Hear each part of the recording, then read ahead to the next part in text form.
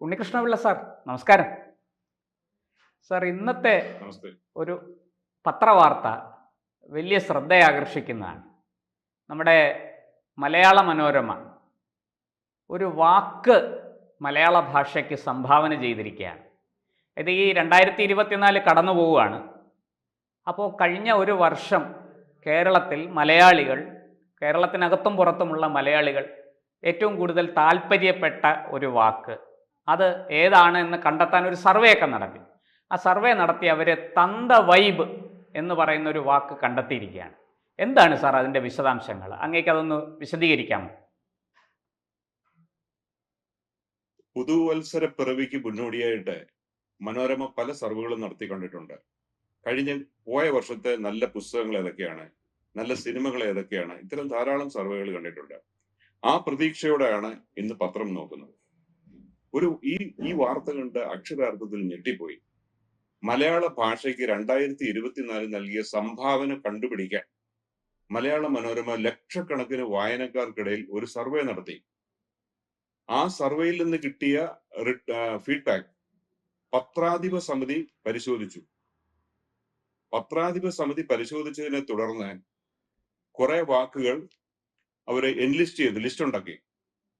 എന്നിട്ട് ആ ലിസ്റ്റിൽ നിന്ന് ഏറ്റവും പ്രചാരം ലഭിച്ച വാക്ക് കണ്ടുപിടിക്കാൻ ഒരു എക്സ്പേർട്ട് കമ്മിറ്റിയെ തീരുമാനിച്ചു.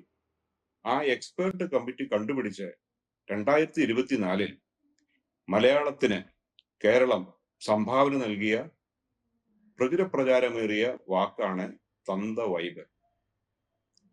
ഇതില് ഈ എക്സ്പേർട്ട് കമ്മിറ്റിയിൽ ഉണ്ടായിരുന്നത് ബഹുമാനപ്പെട്ട സ്പീക്കർ ഒരംഗമായിരുന്നു. പിന്നെ നമ്മുടെ മുൻ പാലക്കാട് MLA ഇപ്പോഴത്തെ MP-യുമായ ഷാഫി പറമ്പിൽ അംഗമായിരുന്നു. പിന്നെ മിമിക്രിക്കാരും ഒക്കെ ഉണ്ട്. ആ കമ്മിറ്റിയിൽ മിമിക്രിക്കാരും ഒക്കെ ഉണ്ട്. പിഷാരടി ഉണ്ട്. അങ്ങനെ ഒരു സ്ത്രീയും കൂടിയുണ്ട്, വനിതാ പ്രാതിനിധ്യം ഒക്കെ ഉണ്ട്.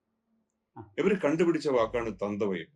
അക്ഷരാർത്ഥത്തിൽ വളരെ അപമാനവും ഇത്ര സംസ്കാരശൂന്യമായ ഒരു വാർത്ത, ഒരു കണ്ടുപിടുത്തം പത്രങ്ങളുടെ മുത്തശ്ശി എന്ന് അവകാശപ്പെടുന്ന മനോരമയിൽ വന്നപ്പോൾ തുറന്നു പറയുകയാണ്, പത്രം സബ്സ്ക്രൈബ് ചെയ്യുന്നതിൽ വളരെയധികം വിഷമം തോന്നും. കാരണം മാതൃദേവോ ഭവ പിതൃദേവോ ഭവ എന്നൊക്കെ പറഞ്ഞു പഠിച്ച ബാല്യമുള്ള ഒരു തലമുറ ഇവിടെ ജീവിച്ചിരിപ്പില്ലേ. മലയാള ഭാഷയുടെ പിതാവും ആചാര്യനുമായ തുഞ്ചത്ത് രാമാനുജൻ എഴുത്തച്ഛൻ, അദ്ദേഹത്തിന് വേണ്ടി ജീവിച്ച് അടുത്തിടെ മരിച്ചുപോയ നമ്മുടെ MT വാസുദേവൻ നായർ, അദ്ദേഹം എന്തായാലും ജീവിച്ചിരിപ്പില്ല. ഇതിന് തക്ക മറുപടി നൽകേണ്ട ഒരാളും ജീവിച്ചിരിപ്പില്ല, നമ്മുടെ സുകുമാർ അഴീക്കോട്. അദ്ദേഹം തീർച്ചയായിട്ടും ചോദിച്ചേനേം ആരുടെ, ഞാൻ വാക്കുപയോഗിക്കുന്നില്ല, വൈബാണ് പ്രസിദ്ധീകരിച്ചിരിക്കുന്നത് ചോദിച്ചേനേമായിരിക്കും.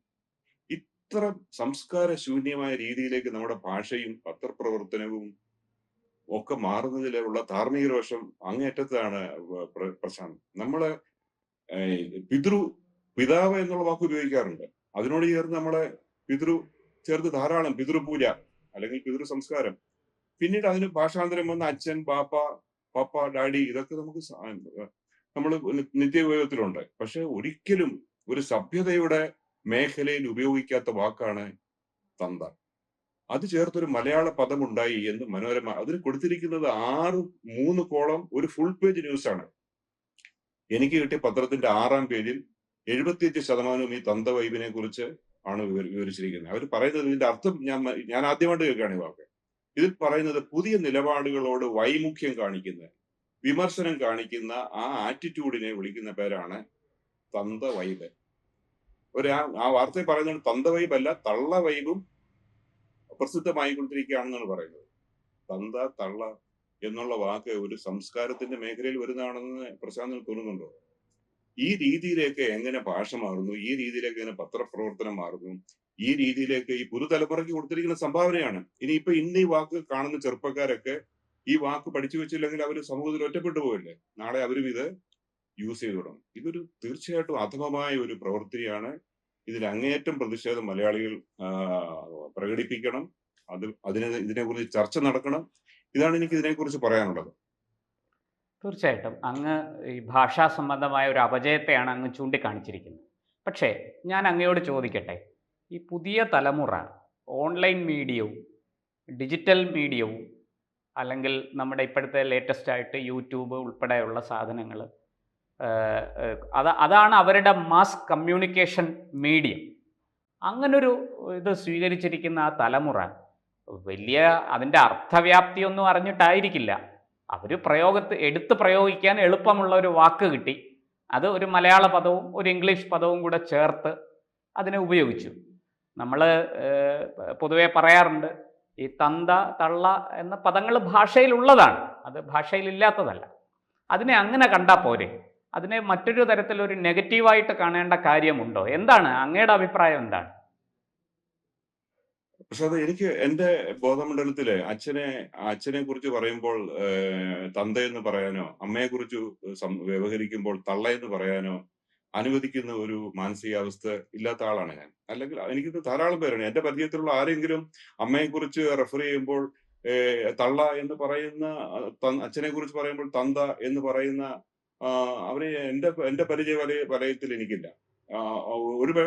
ആ ഒരു ഭാഷ ചേർത്ത് ഒരു പുതിയ ന്യൂജൻ വാക്കുണ്ടാക്കി ചെറുപ്പക്കാരുടെ കൈകളിൽ എത്തിച്ചു കൊടുക്കുന്ന പത്രധർമ്മം, അല്ല ആരും ആയിക്കോട്ടെ, പത്രധർമ്മം ആയിക്കോട്ടെ, ആരും ആയിക്കൊള്ളട്ടെ, അത് തീർത്തും അപലപനീയമാണ്. ഇതിനെതിരെയൊക്കെ ആളുകൾ തിരിച്ചറിഞ്ഞിരിക്കണം. ഇതിനകത്ത് ചർച്ച നടക്കുമെന്നോ തീരുമാനം എടുക്കുമെന്നോ മാറ്റുമെന്നോ ഇത് മായ്ച്ചു കളയുമെന്നോ ഒന്നും നമുക്ക് വ്യാമോഹങ്ങളില്ല. പക്ഷെ ഇതുണ്ടാക്കുന്ന നൊമ്പരങ്ങൾ, സാംസ്കാരികമായിട്ടുള്ള ക്ഷതങ്ങൾ, ഇത് വളരെ വലുതാണെന്ന് ആരുടെയെങ്കിലും ഒക്കെ ശ്രദ്ധയിൽപ്പെടണം. അതുകൊണ്ടാണ് ഞാൻ ഈ വിഷയത്തെ കുറിച്ച് ഇത്ര പറഞ്ഞത്. ഞാൻ പ്രശാന്തിനോട് വേറെ കാര്യം പറയാം. ഇന്ന് ചെറുപ്പക്കാർ അറിയേണ്ട, ഈ ചെറുപ്പക്കാർക്ക് വേണ്ടിയാണല്ലോ ഈ വാക്കുണ്ടായിരിക്കുന്നത്. എന്തായാലും ഒരു മധ്യവയസ്കരാരും തന്ത വൈബ് എന്ന് പറയത്തില്ല, വാക്ക് കേൾക്കാൻ പോലും ഇഷ്ടപ്പെടുന്നില്ല. എന്നാൽ ഇന്ന് ചെറുപ്പക്കാർ അറിയേണ്ട മറ്റൊരു വാക്ക് ഇന്ന് പത്രത്തിലുണ്ട്. അതിന്റെ പേര് സ്പെയ്ഡെക്സ് എന്ന് പറയുന്ന ഒരു വാക്കാണ്. സ്പെയ്ഡെക്സ് ദൗത്യം. ISROയുടെ സ്പെയ്ഡെക്സ് ദൗത്യം വിജയിച്ചു. ഇന്ന് മനോരമ ആ ന്യൂസ് കൊടുത്തിട്ടുണ്ട്. 3 പേജിൽ ചെറിയ കോളം ന്യൂസ്, മറ്റേതൊരു ഫുൾ പേജ് ന്യൂസ് ആണ്. ഇതൊരു 3 കോളം. സ്പെയ്ഡെക്സ് എന്ന് പറയുന്നത് സ്പേസിൽ നടന്ന നമ്മുടെ ISRO നടത്തിയ ഒരു പരീക്ഷണമാണ്. ഈ ഡോക്കിംഗ് എന്ന് പറഞ്ഞ ഞാൻ പറയും, നമ്മുടെ നമ്മൾ പോയി തുറമുഖമായിട്ട് ചേർന്ന് ഡോക്ക് എന്ന് കേട്ടിട്ടില്ലേ?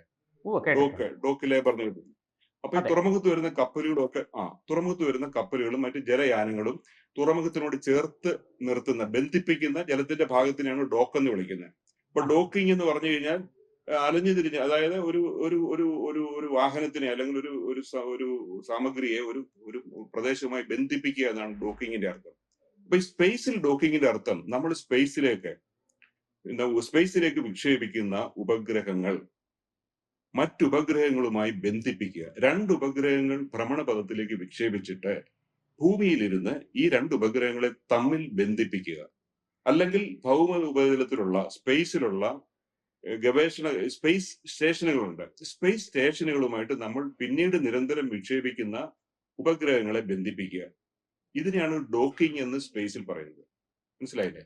അപ്പൊ ആ സ്പേസിൽ നടത്തിയ ഡോക്കിംഗ് എക്സ്പെരിമെന്റ് ആണ് ഈ വാക്കിൽ അറിയപ്പെടുന്നത് സ്പെയ്ഡെക്സ് ദൗത്യം എന്നറിയപ്പെടുന്നത്. സ്പേസിൽ നടത്തിയ ഡോക്കിംഗ് എക്സ്പെരിമെന്റ്.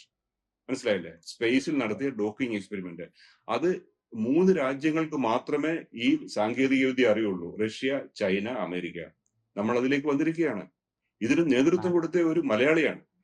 നമ്മുടെ ആലപ്പുഴ ജില്ലയിൽ തുറവൂരിലുള്ള ശ്രീധര പണിക്കർ എന്ന് പറയുന്ന ഒരു ആദരണീയനായ സ്കൂൾ മാസ്റ്ററുടെ മകൻ ശ്രീ സോംനാഥാണ് ISROയുടെ ചെയർമാൻ. ലോകം മുഴുവൻ ആദരവോടും അസൂയയോടും കാണുന്ന ശാസ്ത്രജ്ഞനാണ് അദ്ദേഹം.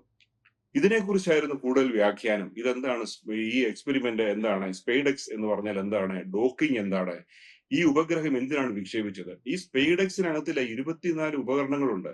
അതിൽ 10 ഉപകരണങ്ങൾ ഇവിടുത്തെ സ്റ്റാർട്ടപ്പുകൾ ഉണ്ടാക്കി അയച്ചാണെന്നാണ് പറഞ്ഞത്. സ്റ്റാർട്ടപ്പുകളിലെ പുതിയ വ്യവസായ സംരംഭങ്ങൾ, ചെറുപ്പക്കാരുടെ അവരുടെ മുന്നോട്ടുള്ള പോക്കിന് വേണ്ടി, പഠനങ്ങൾ നടത്താൻ വേണ്ടി അവർ നിർമ്മിച്ചു കൊടുത്ത ഉപകരണങ്ങൾ ഇതിലുണ്ടെന്നാണ് പറയുന്നത്. ഇന്ന് എനിക്ക് തോന്നുന്നു ഈ തന്തവൈബ് പറഞ്ഞ സമയത്ത് ഇത് കൂടുതൽ വിശദീകരിച്ച് ചെറുപ്പക്കാരെ പറഞ്ഞ് എത്രയോ പേര് മോട്ടിവേറ്റഡ് ആയതിന്. APJ അബ്ദുൽ കലാമിന്റെ അദ്ദേഹത്തിന്റെ പുസ്തകത്തിൽ പറയുന്നത്, അദ്ദേഹത്തിന് വിങ്സ് ഓഫ് ഫയർ എന്ന് പറഞ്ഞ അദ്ദേഹത്തിന്റെ ഒരു പുസ്തകം ഉണ്ടല്ലോ, അദ്ദേഹം പറഞ്ഞത് അഗ്നിച്ചിറകുകൾ. അദ്ദേഹം ചെറുപ്പത്തിൽ ഈ വിമാനങ്ങളെ കുറിച്ച് സ്വപ്നം കാണുമായിരുന്നു. അദ്ദേഹം പഠിച്ച എഞ്ചിനീയറിംഗ് കോളേജിൽ ഒരു വിമാനത്തിന്റെ പഴയ മോഡലുണ്ട്.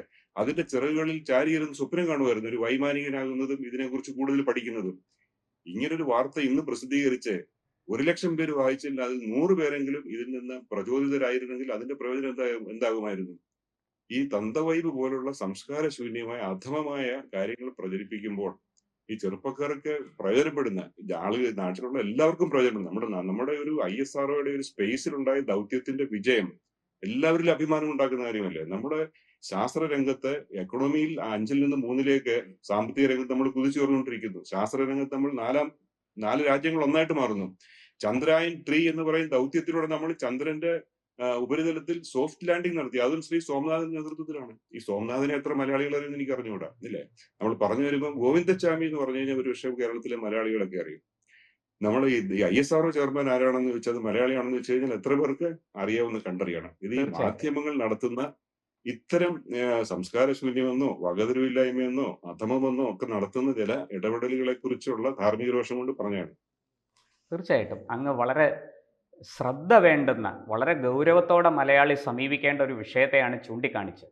പുതിയ തലമുറയെ നേർവഴിക്ക് നയിക്കേണ്ടവർ തന്നെ അത് ചെയ്യാതിരിക്കുകയും ഈ പുതിയ ആധുനികമായ സാങ്കേതിക വിദ്യകളുടെ നേട്ടം നമ്മുടെ രാജ്യം നേടിയത് അതിനെക്കുറിച്ച് കൂടുതൽ വിശദമായിട്ട് പഠനങ്ങളും ഗവേഷണങ്ങളും നടത്തി വാർത്തകൾ ജനങ്ങളിലേക്ക് എത്തിക്കേണ്ടവർ തന്നെ അത് ചെയ്യാതിരിക്കുകയും പകരം അതിന് വിരുദ്ധമായി പലതും ചെയ്യുകയും ചെയ്യും. എന്തായാലും മലയാളിക്ക് ഒരു പുതിയ വാക്ക് കിട്ടിയിരിക്കുകയാണ്, തന്ത വൈബ്. ഇതിൻ്റെ വൈഭവം മലയാളിയെ എവിടെയൊക്കെ കൊണ്ടെത്തിക്കും എന്ന് നമുക്കറിയില്ല. എന്തായാലും അങ്ങ് പറഞ്ഞതുപോലെ സ്പേഡെക്സിനെ കുറിച്ച് കൂടുതൽ പഠനങ്ങളും അറിവുകളും പുറത്തു വരട്ടെ. അത് നമ്മുടെ പുതിയ തലമുറയ്ക്ക് പ്രചോദനമാകട്ടെ. അവർ ബഹിരാകാശത്തെക്കുറിച്ചും അന്യഗ്രഹ യാത്രയെക്കുറിച്ചും ഒക്കെയുള്ള സ്വപ്നങ്ങൾ കാണട്ടെ എന്ന് മാത്രമേ നമുക്ക് ഈ അവസരത്തിൽ പറയാൻ കഴിയുള്ളൂ. നന്ദി, നമസ്കാരം. നമസ്കാരം.